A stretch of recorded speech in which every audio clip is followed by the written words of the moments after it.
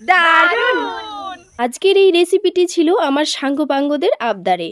খেয়ে যেন ওদের আশি মেটে না, যত দাও ততই চাই, মন যেন ভরে না। চলো তোমাদের বলি মুড়িটা কি কি দিয়ে মেখেছিলাম। প্রথমে একটা বড় পাত্র নিয়ে বেশ খানিকটা মুড়ি নিয়ে চানাচুর একটু বেশি করেই ধরে দিয়েছিলাম। এরপর চিপস, কুরকুরে, পেঁয়াজ কুচি, লঙ্কা কুচি, চাট মশলা, সস, লেবুর রস, লঙ্কা গুঁড়ো আর স্বাদ বাড়াতে আচারের তেল দিয়েছিলাম। ওমা দিদি, আমি পড়তে গেছিলাম আর সেই সুযোগে তুমি আমায় ছেড়ে সাঙ্গপাঙ্গদের নিয়ে খেলে। আরে না না, আমার সাঙ্গপাঙ্গদের মধ্যেও অনেকে ছিল না, তারাও পড়তে গেছিল। এক বোন আমায় কমেন্টে বলেছে, দিদি আমার নামটা নিও প্লিজ। অবশ্যই রানী, তোমায় অসংখ্য ধন্যবাদ বোন আমাকে সাপোর্ট করার জন্য। আর এভাবেই আমার পাশে থেকেও ভালোবাসা দিও আর আমার ভালোবাসা নিও। Love you. এরপর মুড়িতে শসা দিয়ে ভালো করে মেখে নিয়েছিলাম। ভাইরে ভাই, কি আর বলবো, এত স্বাদ! সাঙ্গপাঙ্গরা বলছে দিদি এই মুড়ি মাখার কাছে অন্য কিছুই পাত্তা পাবে না। হ্যাঁ জানি তো, আমায় না দিয়ে খাও, পেট খারাপ হবে সবার, দেখো।